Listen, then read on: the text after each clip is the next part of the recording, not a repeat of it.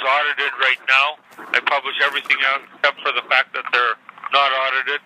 But I publish everything that I'm required to publish so that when we're ready to go, we'll be able to do it. And the auditors will be able to say, yeah, we looked at the previous financials, and we're happy with the results. No, I'm not. Robert, I have a question. I was just wondering why we were paying Duncan for information that we weren't using. The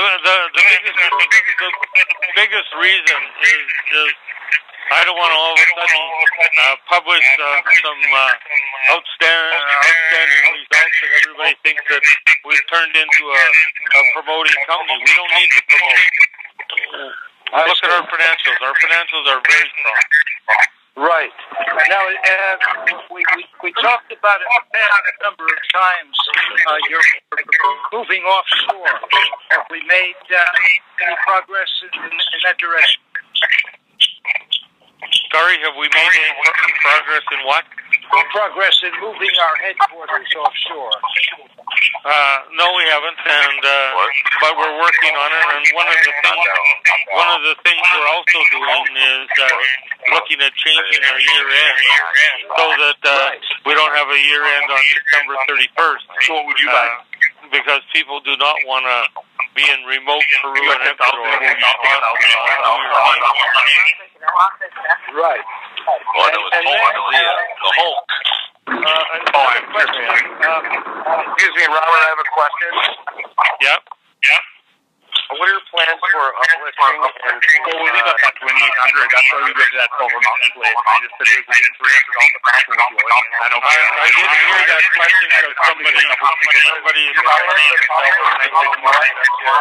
You brought the ship, and I said, I'm calling you up down, and I'm getting as big as I can. And I said, it's been so long that we've been able to do something because... What is with the music? I don't know. Somebody... Sorry, Robert. Question was the guy in the basement listening. What are your plans? It's all the best. That's what we'll do too. General go shopping, and then I come and I'm like, we really well, the one thing I can say to everybody is if you want me to phone you, if I'm in the country, I'll phone you within days. If I'm down in Ecuador, it sometimes takes me 3 weeks. But phone into the office, leave your name and number, and I'll get back to you. What about uplisting, Robert? Any move to uplist this thing? Sorry, uplifting? Yeah, uplisting. I don't know what you mean by that. Going to NASDAQ or going to the OTC? Yeah, the hold up on anything like that is the audit. We can't move any higher than we are until we're audited, and that's why it's a priority. Alright, so we're looking to get gold is only $1,250 to $1,300 an ounce. What are you going to do when gold spikes up to $2,000 and $2,200 an ounce? You know, if you want my opinion, gold will not exceed $1,400 an ounce for the next year and a half. And that's from being in the field and working with the gold buyers and sellers. And I believe it'll be 2016 before gold will hit $1,600. Interesting. All my economics are based on gold at $1,200 an ounce, and the fact that we keep our costs for extraction and milling below $750. Hey Robert, I got a question for you. Yeah. Hey, so 2 questions. First question would be, do you ever see yourself acquiring Andy's Gold and just merging them into your operation, since you already said you own 82% of the company? We've looked at that, and it comes down to we have to get an assessment on their value versus our value, and then somebody make a recommendation on how it should be done. But we've looked at it. Okay, and then my second question is, based on the current situations in Ecuador and Peru, how many more of these mills that have been successful for you guys do you think y'all can expand into without oversaturating the market down there? How much room do y'all have for growing, if that makes sense? We have huge room for growing because there's very few mills down there. Almost all these small guys are not, have no capacity to mill. There was one mill there was one mill coming into our area, or sending a truck into our area to pick up ore. They were coming into the Las Lomas area, and they were trucking the ore over 200 miles for these mines and paying them diddly. When we put our mill in there, those guys were happy as could be, because all of a sudden they were getting 3 and 4 times what they were getting from these other guys. Okay, so it's safe to say that you guys could put, per se, 30 mills in the area, and that would be fine. Do y'all have any direct competitors that would be doing the same thing, competing for the same, I guess, land area?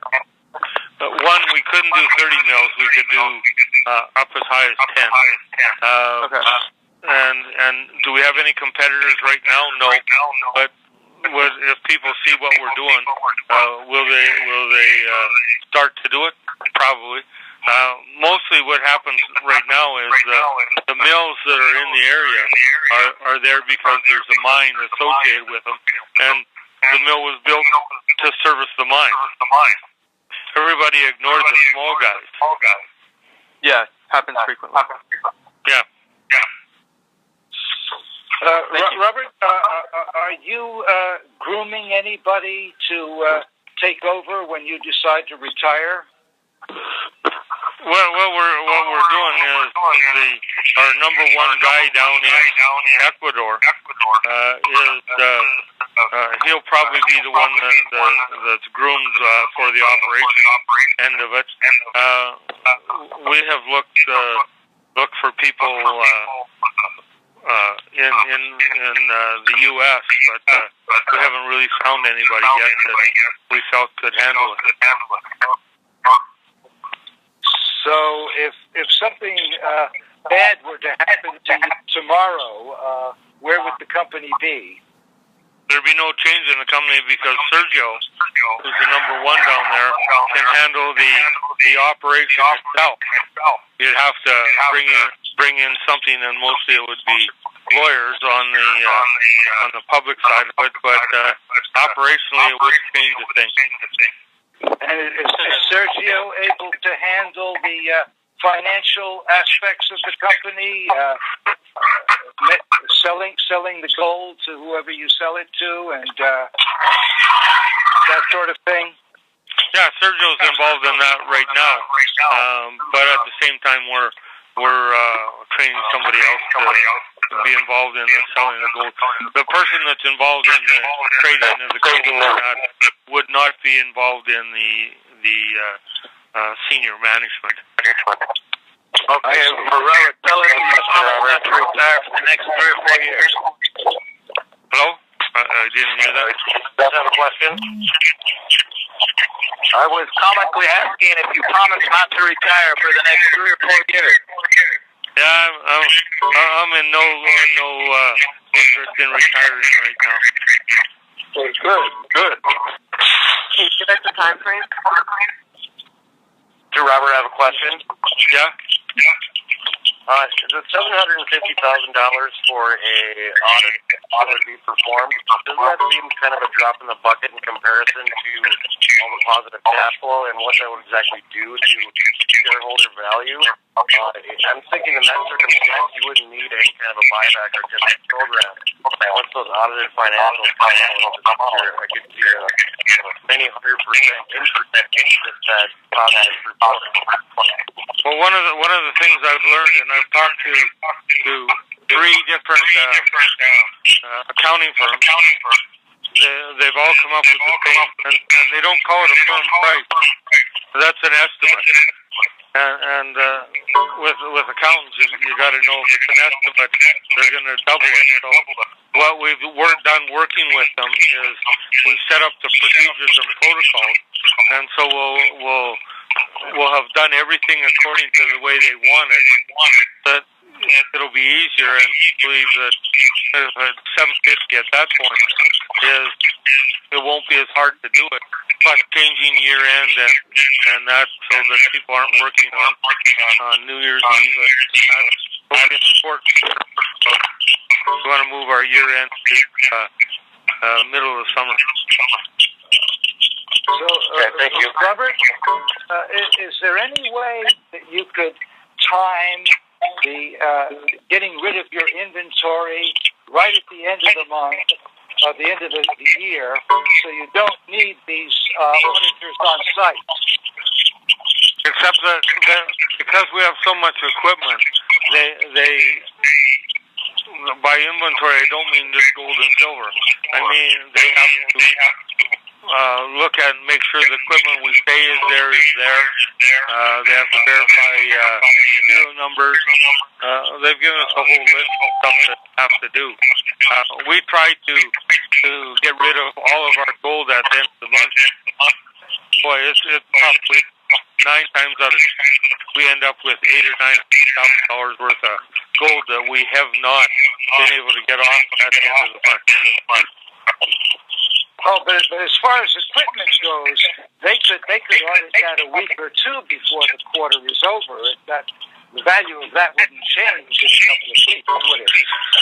Well, it changes every day, but I mean, we're looking at all aspects of it, and what it comes down to is when we're selling gold, when the gold trucks have to show up, and if they show up a day late, and we had a bunch of inventory, so they don't show up until 2 days after year end, then our financial statements get qualified. And qualified financial statements are worse than no financial statements. Yeah, I see. We're working on solving the problem. On that is just a question of how long it'll take us, and making sure that we have all the procedures and protocols in place, and so that they can see that we're doing everything according to what GAP is. So the $750,000 is the first year cost, right? That would include going back the previous number of years required. Correct. Subsequent years would be much cheaper. That's correct. Okay. Robert, I have a question for you. Yes. Whenever you send emails to Robert at 45 Hotmail, are you the only one that answers those, or do some of your associates there? I'm the only one that answers. Thank you, Robert. Guys, we're over an hour now, so if there's any other quick questions, you have to ask them now. Otherwise, we need to terminate this call. I think you're doing the right thing, Robert. Yeah, because I don't mind answer. Appreciate your time, brother. All right, and as I said, if you have a question, phone the office. There's somebody that answers the phone. Leave a number and a name, and I'll call back. All right. Thank you very much for your time, Mr. Albert. Thank you. Bye. Thank you all. Thank you, Robert.